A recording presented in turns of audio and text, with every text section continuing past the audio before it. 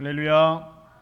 오늘도 우리 2024년 마지막 주일 우리 송년주일 예배에 나와서 하나님 앞에 우리 마지막 예배로 우리 올 한 해의 마지막을 하나님 앞에 올려드리는 우리 사랑하는 성도들에게 오늘도 예배를 통하여서 또 말씀을 통하여서 오늘 우리에게 주시는 각자의 하나님의 세미한 음성 듣는 복된 시간 되실 수 있기를 주님의 이름으로 축복합니다. 우리 좌우와 뒷분들하고 오늘은 이렇게 인사했으면 좋겠습니다. 우리 예전에 메리 크리스마스 이렇게 인사하기 전에 조금 일찍 인사하면 미리 크리스마스 좀 했거든요. 그래서 오늘은 이제 우리 송구영신 예배 때 새해 복 많이 받으세요라고 인사를 할 건데 오늘은 좀 미리 복 많이 받으세요 이렇게 인사했으면 좋겠습니다. 함께 인사하겠습니다. 시작. 미리 복 많이 받으세요. 미리 복 많이 받으세요. 네. 목사님 이렇게 우리 교회 목사님 이렇게 유치하냐 이렇게 생각하실 수 있죠. 근데 교회가 원래 좀 유치합니다. 네, 교회가 이렇게 좀 하면서 좀 웃음도 있고 해야 되는데 기쁨이 있고 해야 되는데 좀 유치하더라도 잘 순종해 주셔서 네, 유치하지 않도록 해주셔서 참 감사드립니다. 저는 목욕하는 걸 참 좋아합니다. 보이는 것과는 다르게 저는 씻는 거를 굉장히 중요하게 생각하고 또 청결을 굉장히 중요하게 생각하기 때문에 한 달에 한 번, 한 두 달에 한 번 늦어도 목욕탕에 가서 목욕을 하게 되는데요. 목욕탕에 가면 꼭 사우나에 가죠. 여러분들도 사우나 꼭 가시죠? 근데 사우나에 가면 꼭 드는 생각이 있습니다. 여러분들도 아마 그러실 텐데 첫 번째 생각은 그 사우나 안에 있으면 굉장히 덥습니다. 근데 덥다고 나오면 안 되잖아요. 땀을 흘릴 때까지, 땀을 뺄 때까지 빼야 되니까 막 버티고 뜨거운 거를 견디고 있습니다. 그럼 그 순간에 한 번도 빠짐없이 드는 생각이 있는데 뭐냐면 지옥 가면 얼마나 힘들까 그런 생각을 합니다. 예수 잘 믿어야겠다. 지옥에는 불이 뜨겁다고 하는데 미리 사우나에 가서 이 지옥을 경험하면서 예수 잘 믿어야 되겠다라는 생각을 하게 됩니다. 또 하나 드는 생각은 이 사우나에 가면 이 모래시계가 있죠. 여탕에도 있나요? 네, 여탕에도 있군요. 제가 여탕에 가보질 않아서 이 남탕에 가면 모래시계가 있는데 이 모래시계를 놓고서는 사우나를 하면서 이 모래시계는 위에 있는 모래가 아래로 이렇게 뚝 조금씩 떨어지는 걸 보면서 내 인생의 시간도 이렇게 조금씩 떨어지고 있구나라는 생각이 듭니다. 우리가 일반적으로 손에 차는 시계나 벽에 있는 시계는 시계바늘이 그냥 한없이 돌아가기 때문에 이 시간이 시작이 있고 끝이 있다는 생각을 우리가 잘 하지 못하게 되죠. 그러나 모래시계는 다릅니다. 위에 쌓여있던 모래가 조금씩 아래로 흘러내리면서 윗부분이 비어가는 것을 보고 있노라면 모든 시간에는 시작이 있고 또한 끝이 있다라고 하는 사실은 평범한 사실을 다시 한번 새삼 목욕탕에서 가서야 깨닫게 됩니다. 왜냐하면 모래시계를 목욕탕에서 말고는 사용할 일이 거의 없기 때문에 그렇습니다. 다시 말해서 우리에게 주어진 시간이 시작이 있고 끝이 있다라고 하는 너무나 평범하고 당연한 원리를 우리는 그냥 시계를 보고서는 무심코 지나간다는 것이죠. 왜냐하면 그 시계는 시계바늘이 한없이 돌아가기 때문에 마치 우리에게 주어진 시간이 영원히 돌아가는 것처럼 착각하게 될 수도 있다는 것이죠. 뿐만이 아니라 모래시계는 언제나 위에 있는 모래가 줄어들고 아래에 있는 모래가 늘어나게 되죠. 시간이 흐르면 흐를수록 위쪽에 남아있는 모래는 점점 줄어들게 됩니다. 우리 인생의 시간도 시간이 흐를수록 남아있는 시간이 점점 짧아짐을 깨닫게 합니다. 그래서 하루를 살아가는 것만큼 우리는 여러분 사실은 하루를 죽어가는 것이고 하루를 살아가는 것만큼 이 땅에서 하루를 멀어지고 저 하늘나라의 천국에 하루만큼 가까워진다고 하는 평범한 우리 영적인 진리를 그 모래시계를 보면서야 다시 한번 깨닫게 된다라고 하는 것입니다. 또 한 가지 있습니다. 모래시계는 위에서 흘러내린 모래가 아래에 그 모양 그대로 쌓여지게 됩니다. 그런데 재밌는 것은 모래시계를 정확하게 놓게 되면 모래시계가 똑바로 떨어지게 되지만 그 모래가 똑바로 떨어지게 되지만 이 모래시계가 조금만 삐뚤게 놓게 되면은 그 아래에 쌓이는 모래도 삐뚤어진 모습으로 쌓이게 되는 것이죠. 위에서 흘러내린 그대로 쌓이게 됩니다. 여러분 우리 인생도 마찬가지 아닐까요? 지난 세월 동안 우리가 살아온 모습이 인생이라는 책갈피 속에 인생이라는 우리의 인생의 책갈피 속에 그대로 기록이 되어지고 있습니다. 뿐만이 아니라 하늘나라 생명책에 그대로 기록되어지고 있다는 것이죠. 자, 이제 우리가 2024년 마지막 주일 송년주일 예배로 하나님 앞에 드리면서 한 해가 지나가는 것을 다시 한번 또 새삼 깨닫게 됩니다. 여러분 2024년 한 해를 어떻게 살아오셨는지요? 여러분 1년 동안 흘러내린 여러분의 시간의 모래들이 어떤 모습으로 쌓여 있는지 한번 생각해 보셨는지요? 이 시간에 우리가 예배하면서 다시 한번 우리들이 걸어온 한 해의 기록들, 우리들의 인생의 모래시계에 쌓여 있는 그 모래들이 바르게 쌓여 있는지, 삐뚤어 쌓여 있는지, 아니면 어떤 모습으로 쌓여 있어서 내 인생의 책갈피에 기록되어져 있는지 묵상할 수 있는 시간이 되었으면 좋겠습니다. 우리가 한 해를 지날 때마다 우리는 다사다복 혹은 다사다락이라고 하지 않고 뭐라고 합니까? 다사다난한 한 해였다라고 이야기합니다. 매년 이 시간대쯤 되면 뉴스나 각종 언론에서 그리고 주변에서 듣는 말들은 다사다난한 한 해였다라고 하는 이야기를 우리가 하게 됩니다. 그만큼 사건도 많고 어려움도 많이 있었다. 난처하고 힘든 일고 고달픈 일이 많이 있어서 다사다난한 한 해였다라고 우리는 이야기를 합니다. 아마 지난 한 해도 올 한 해도 쉽지는 않은 한 해였음을 우리는 고백하게 됩니다. 우리가 다 고백하는 것처럼 지난 한 해도 경제적으로 참 어려운 시기들을 보냈습니다. 그래서 자영업 하시는 분들은 참 어려움 가운데 계셨습니다. 경제적으로도 어려움뿐만 아니라 우리는 정치적으로도 지금 참 어려운 상황을 맞이하고 있습니다. 대통령 탄핵이라고 하는 그런 초유의 그런 정치적인 어려움 가운데 이 나라가 놓여져 있습니다. 정말로 어떤 해보다 다사다난한 그런 한 해를 우리는 보내고 있습니다. 뿐만 아니라 여러분의 개인의 삶에도 여러 가지 이런저런 일들이 일어났을 것이고, 여러분의 가정에도 뿐만 아니라 여러분이 있는 직장에서도 여러 가지 일들이 일어났을 것입니다. 때로는 기쁨의 겨우 하늘을 볼 때도 있었고, 때로는 걱정과 근심에 한숨을 쉬던 때도 있었습니다. 때로는 앞길이 활짝 열려 신나게 달려가던 때도 있었고, 때로는 사방의 길이 막혀 답답함을 느꼈을 때도 있었습니다. 때로는 희망에 차서 얼굴이 기쁨이 넘쳤을 때도 있었고, 때로는 낙심되어서 고개를 떨어뜨리고 있었던 때도 우리에게 있었습니다. 지나온 2024년 그 시간들 속에서 정말로 다사다난하고 많은 일들이 우리에게 있었고, 그 일들이 우리의 인생을 지나갔고 우리의 모래시계 위에서부터 아래로 쏟아져 내렸습니다. 그러나 우리가 한 해를 보내는 이 시간에, 그리고 한 해의 마지막 주일을 보내는 이 송년주일 이 시간에 우리가 하나님 앞에 예배하면서 고백하는 것은 지난 한 해 동안 어떤 순간에든지 어떤 장소에든지 그리고 어떤 일이든지 하나님께서 여러분과 함께 주셨다는 사실입니다. 할렐루야.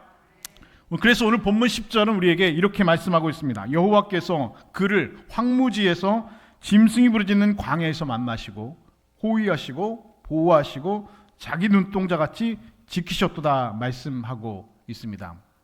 그리고 우리는 하나님께서 우리의 인생에도 지난 한 해 동안 이와 같이 우리와 동행하시고 우리를 호위하시고 보호하시고 독수리같이 우리를 자기 눈동자처럼 지키셨다는 사실을 우리는 고백하지 아니할 수 없습니다.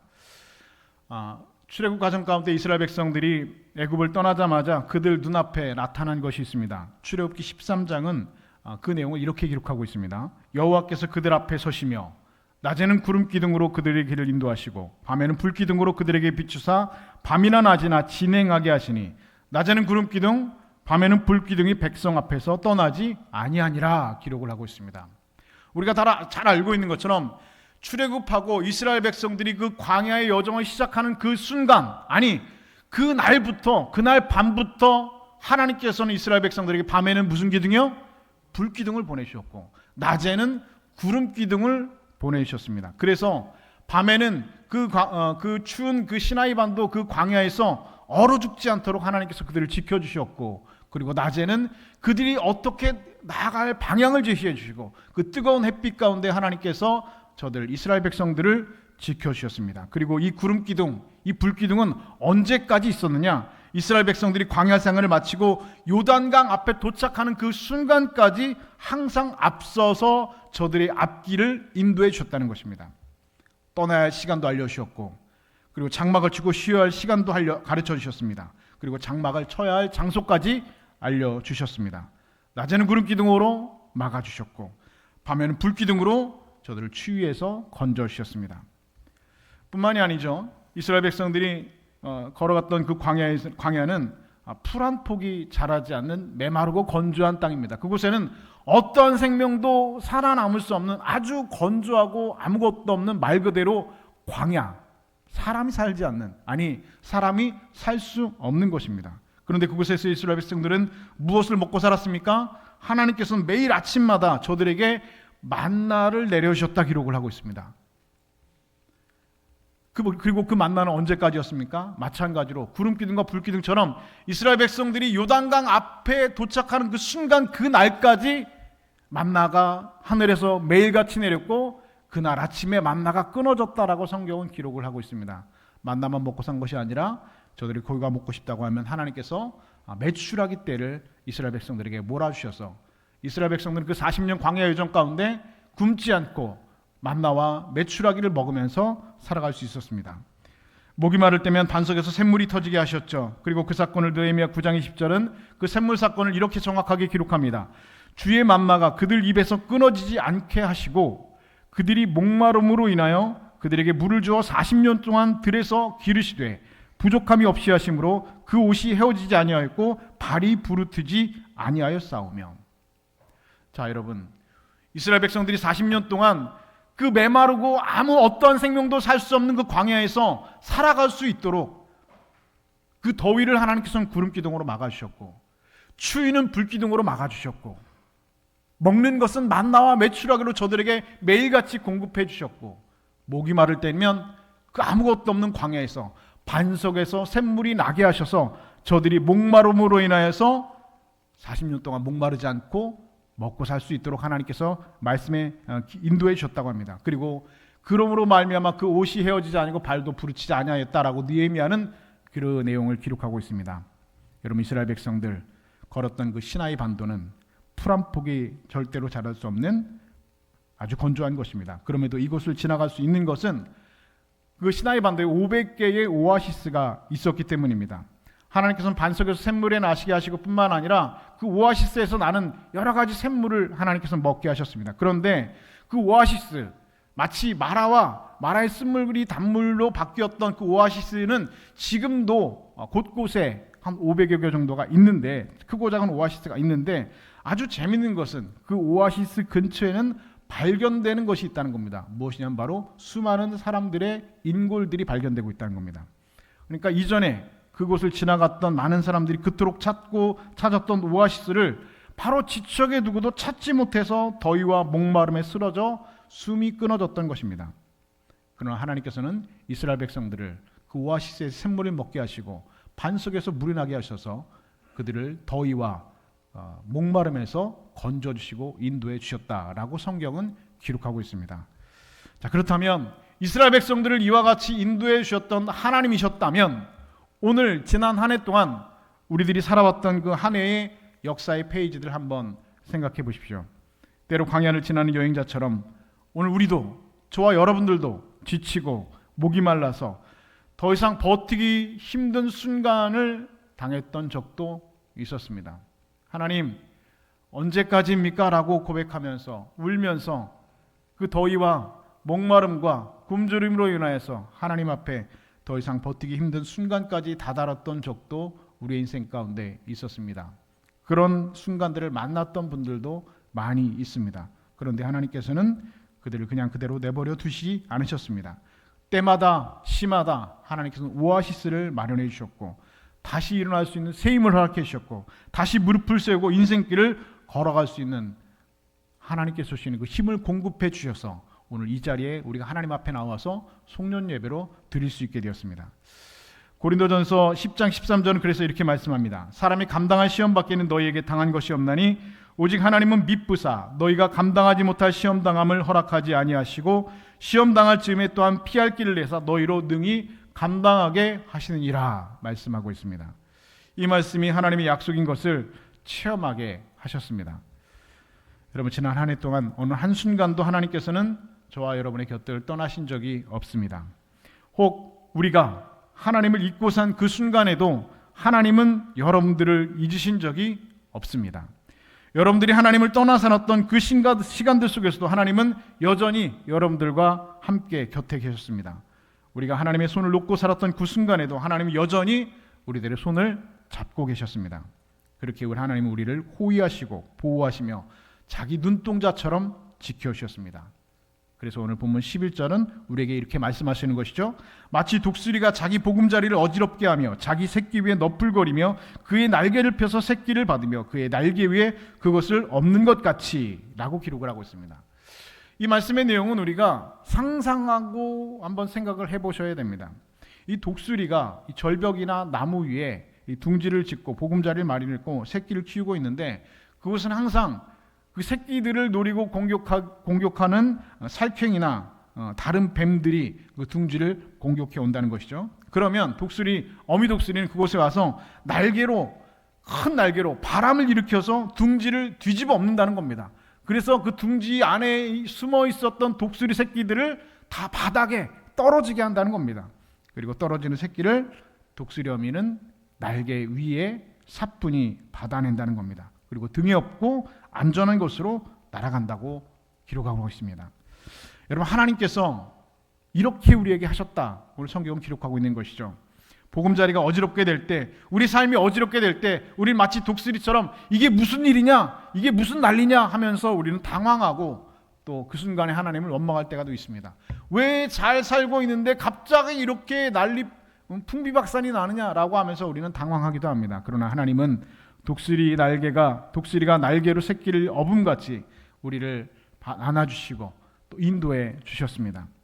그럼에도 우리는 아무것도 모르고 살았습니다. 우리는 무심히 지나왔던 순간마다 하나님 우리를 여전히 불꽃과 같은 눈으로 우리를 지켜보고 계셨고 졸지도 주무시도 아니하시는 하나님께서 우리를 지키시고 임마누엘 동행하여 주셨습니다. 단지 우리가 깨닫지 못하고 알지 못했을 뿐이지 그 어떤 순간에도 하나님은 우리와 동행하시고 저와 여러분을 불꽃과 같은 눈으로 자기 눈동자로 지켜보고 계시다라고 오늘 성경은 우리에게 분명히 말씀하고 있습니다. 캐나다에 있는 토론토 지방에 오릴리아라고 하는 지역이 있는데요. 이 오릴리아라고 하는 지역의 이름이 지어진 이유는 그 지역에 살던 오릴리아라고 하는 인디언 부족의 이름을 따서 그 지역의 이름이 정해졌다는 겁니다. 그런데 이 오릴리아 인디언 부족에게는 독특한 성인식의 그 예식이 있다고 합니다.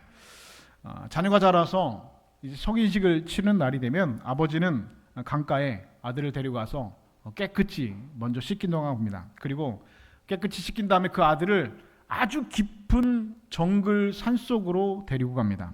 그리고 낮에도 해가 들지 않은 만큼 깊은 산속에 도착하면 아버지는 아들의 눈을 천으로 가립니다. 그리고 쓰러진 나무 위에 그 아들을 앉힙니다. 그리고 아버지는 매정하게 돌아가 버린다는 것이죠. 그리고 아들은 혼자서 하룻밤을 나무 위에 앉아서 침묵 가운데 눈을 가린 가운데 그 자리에서 하룻밤을 꼬박 세워야지 성인이 된다라고 하는 그런 성인식을 치른다고 하는 것입니다. 자, 밤사이에 그 정글에서 그 깊은 산속에서 맹수들의 울음소리가 온갖 짐승들의 울음소리가 들려옵니다. 그런데도 눈이 보이지 않는 상태에서 밤을 꼬박 세운다는 것은 어린 소년에게는 정말로 두렵고 떨리는 일이지요. 그런데 그 떨리고 두려운 순간을 그 소년은 버티고 견디고 그리고 이겨냅니다. 두렵고 어두운 밤이 지나고 그리고 서서히 가렸던 천 사이로 빛이 들어오게 되고 이렇게 해가 뜨고 아들이 눈가리기를 벗고 사방을 보는 순간 아들은 마음속 깊이 커다란 기쁨을 맛보게 됩니다. 왜냐하면 아들이 앉아서 밤을 새운 그 자리 바로 뒤쪽에 손을 뻗으면 닿을 만한 그 자리에 아버지가 칼을 두고 서서 밤새 자기를 지켜주셨다는 사실을 그 아들은 비로소 깨닫게 된다는 것입니다. 다시 말해서 아들을 그 자리에 앉혀놓고 그 밤새 혼자 있게 아버지는 내버려두지 않고 어떤 짐승이 오면 내가 이 칼로 그 짐승을 잡겠다, 그 짐승을 내가 어떻게든 처리하겠다라고 하는 마음을 들고 칼을 들고 아버지는 밤새 그 아들 곁을 지키고 있었다는 겁니다. 그러나 그 소년은 그 사실을 알지 못합니다. 밤새 얼마나 아버지를 원망했을까요? 밤새 얼마나 그 아버지가 야속하게 느껴졌을까요? 그러나 그 아버지는 그 아들을 한순간도 그냥 혼자 내버려두지 않았습니다. 여러분, 우리는 몰랐습니다. 우리는 지금 이 한 해를 보낸 이 순간 지난 날을 돌아보면서 지금까지 우리가 지내온 것이 하나님의 은혜였다는 사실을 우리는 미처 깨닫지 못하고 살아왔던 순간들이 많이 있었습니다. 이 세상에 그냥 혼자 사는 거지, 내가 교회 다니고 예수 믿는다고 하지만 하나님께서 언제나 도와주셨나, 나는 그냥 운동장 한가운데 혼자 사는 것처럼 생각하면서 그냥 내 인생 내가 혼자 열심히 개척하면서 살아가야지라면서 여러분 살았던 분들이 계신지 모르겠습니다. 여러분 착각입니다. 하나님께서는 여러분을 결코 혼자 내버려 두시지 않으셨습니다. 그 아버지가 칼을 들고 그 아들의 곁을 지켰던 것처럼, 그 독수리가 그 새끼를 지켰던 것처럼 보호하시고 호위하시고 자기 눈동자처럼 지키셨다는 그 사실을 여러분 믿음으로 고백하실 수 있는 여러분 되실 수 있기를 주의 이름으로 축복합니다. 내 눈에는 보이지 않지만 하나님께서는 내 등 뒤에서 나를 지켜주셨음을 고백합니다. 나의 등 뒤에서 나를 지키시는 주님, 우리의 등에 우리는 누가 있는지, 우리 인생길의 뒤에서 누가 우리를 보호해 주시고 호위해 주시고 그리고 우리를 눈동자같이 지켜주신지 우리가 깨닫지 못한 그 순간에도 하나님께서는 저와 여러분과 동행해 주셨습니다. 시편 121편 5절부터 6절은 이렇게 말씀합니다. 여호와께서는 너를 지키시는 이시라. 여호와께서 내 오른쪽에서 내 그늘이 되시나니 낮의 해가 너를 상하지 아니하게 하시며 밤의 달도 너를 해치지 아니하시리로다. 할렐루야. 여러분, 이 말씀이 올 한 해를 살아온 우리들의 고백이요 간증이 되는 줄로 믿습니다. 또한 이 고백이 내년에도 또 내후년에도 영원토록 여러분의 삶의 고백과 간증이 되실 수 있기를 우리 주님의 이름으로 간절히 축복합니다. 계속해서 오늘 본문 이전에 이렇게 말씀합니다. 여호와께서 홀로 그를 인도하셨고 그와 함께한 다른 신이 없었도다 기록하고 있습니다. 하나님께서 우리를 홀로 인도해 주셨다는 겁니다. 다른 신이 없었다는 겁니다. 혹 다른 우상이, 다른 신이 우리를 인도하지 않았을까? 아니라는 것이죠. 홀로 우리를 인도하셨다. 다른 신이 없었다라고 하나님은 우리에게 당당히 선언하고 계십니다.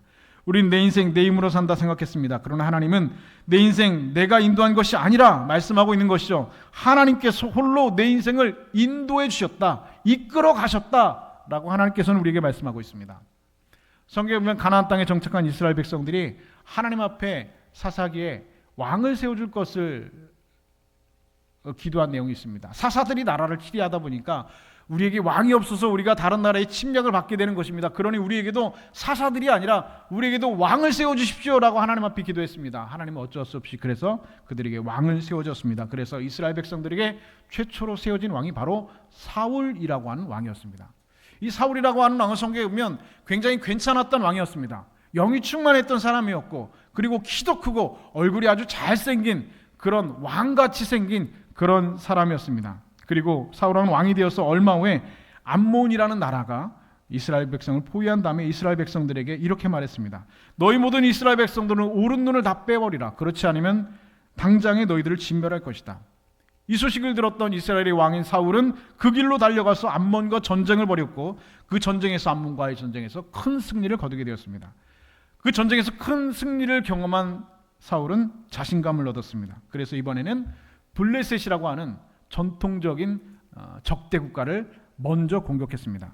그런데 이 블레셋과 전쟁을 할 것인지 말 것인지를 사무엘 선지자가 그것을 결정해 줘야 되는데 일주일만 좀 기다리고 이 전쟁이 내가 시작할지 끝내야 될지 내가 일주일 후에 말해주겠소라고 이 사무엘이 말하고 돌아갔습니다. 그리고 사울은 그 말대로 일주일 동안 사무엘에 와서 말이 이 전쟁을 어떻게 할 것인지를 말해주기를 기다렸습니다. 그런데 일주일이 지나도 정해진 시간에 사무엘이 오지 않으니까 사울은 자신이 직접 나서서 하나님 앞에 제사를 드렸습니다. 그 제사의 의미는 무엇입니까? 전쟁을 이제 내 스스로 내 뜻과 내 의지로 시작했다는 겁니다. 그런데 사울은 선지자만 드릴 수 있는 그 제사를 자신이 나서서 드리게 된 것입니다. 그리고 또 얼마의 시간이 지나고 이번엔 아말렉과의 전쟁이 일어났습니다. 하나님께서는 그 아말렉 전쟁에서 또 한 가지 조건을 거셨죠. 아말렉과 전쟁에서 그들의 모든 소유를 남기지 말고 하나도 남기지 말고 다 진멸하라 하나님께서는 명령하셨습니다. 그런데 사울은 이 하나님의 말씀에도 순종하지 않았습니다. 아말렉을 치기는 쳤지만 아말렉의 왕인 아각을 죽이지 않고 진멸하지 않고 사로잡아왔고 그리고 그들 가축들 중에서 별로 안 좋은 것은 다 처리해버리고 좋은 것들은 죽이지 않고 가져왔습니다. 핑계는 무엇이었습니까? 내가 하나님 앞에 제사하려고 이 좋은 이 가축들을 가져왔다라고 핑계했습니다. 하나님의 말보다는 자신의 판단에 따라 행동했다는 것이죠. 그리고 자기가 아말렉과 싸워서 승리한 것을 기념하기 위해서 기념비를 세우러 갔습니다. 그 기념비를 세운다는 의미는 무엇입니까? 내가 잘해서, 내가 이렇게 위대한 왕이어서 이 전쟁에서 승리한 것을 기념해서 이 기념비를 세운다고 하는 것입니다. 여러분, 이 전쟁은 그러나 하나님께서 하신 것입니다. 전쟁은 여호와께 속한 것이라 성경은 분명히 우리에게 말씀하고 있습니다. 힘으로 하면 이스라엘 백성들이 아말렉에게 이길 수가 없는 전쟁이죠. 도저히 이길 수 없는 그 전쟁을, 그 싸움을 하나님께서 저들에게 이기도록, 승리하도록 이끌어 주셨습니다. 그런데 사울왕은 내가 잘나서, 내가 잘해서 승리한 것으로 생각했습니다. 그래서 스스로 승전 기념비를 세웠습니다. 그 결과가 무엇입니까? 사무엘상 15장 23절은 그 사울왕의 결과를 이렇게 단순하게 기록하고 있을 뿐입니다. 왕이 여호와의 말씀을 버렸으므로 여호와께서도 왕을 버려 왕이 되지 못하게 하셨나이다. 결국 하나님의 버림을 받고 하나님이 기름 받은 부음을 받은 소년 다윗이 그 다음 왕위를 이어받게 되었습니다. 왕이 여호와의 말씀을 버렸으므로, 왕이 여호와의 말씀을 버렸으므로, 우리가 여호와의 말씀을 버릴 때에 여호와께서도 왕을 버려 왕이 되지 못하게 하셨나이다. 그럼 이 말씀은 오늘 우리가 심각하게 받아들여야 될 말씀입니다. 사울에게 하나님께서 하신 것처럼 우리가 하나님을 버릴 때에 하나님께서도 우리를 버려서 우리의 자리에 서지 못하도록 하실 수 있다라고 하는 이 사실, 우리는 이 경고의 말씀을 오늘 우리는 기억해야 할 것입니다. 여러분, 지난 한 해 동안 여러분 살아온 것, 여러분 누구 때문이라고 여러분 생각하십니까? 내 인생 내 힘으로 살아왔다고 여러분 생각하십니까? 내가 열심히 일하고, 내가 열심히 공부하고, 내가 능력이 뛰어나고, 내가 열심히 노력해서 여러분 한 해 동안 여러분 살아왔다라고 생각하십니까? 아니면 하나님의 은혜로 살아왔다고 생각하십니까? 우리가 찬송할 때 모든 것이 하나님의 은혜요 라고 여러분 찬송하실 수는 있습니다.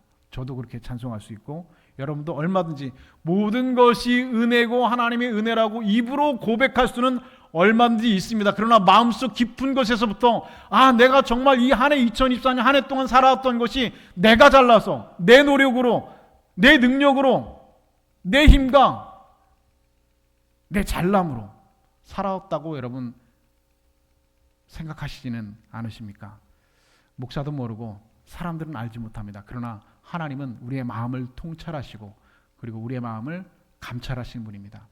여러분, 이 시간, 이 한 해를 지나는 이 순간에 여러분 입술로만 하나님 앞에 하나님의 은혜를 고백하는 것이 아니라 우리의 삶의 모든 것으로, 우리 깊은 곳에 우리의 모든 삶으로 하나님, 내가 2024년 살아왔던 모든 것이 나의 의가 아니고 나의 잘남이 아니고 나의 노력과 나의 힘과 나의 능력이 아니고 모든 것이 하나님의 은혜였음을 믿음으로, 마음으로 고백하실 수 있는 축복의 백성 되실 수 있기를 주의 이름으로 축복합니다. 여호와께서 홀로 그를 인도하셨고 그와 함께한 다른 신이 없었도다. 이 말씀을 여러분 기억하십시오. 우리는 내일을 알 수 없는 존재입니다. 한 치 앞도 내다볼 수 없는 존재입니다. 하나님의 은혜가 아니면, 자격 없는 자에게 주시는 하나님의 은혜가 오늘도 우리를 인도하시고 함께 하시지 아니면 여러분 한순간도 살아갈 수 없는 존재입니다.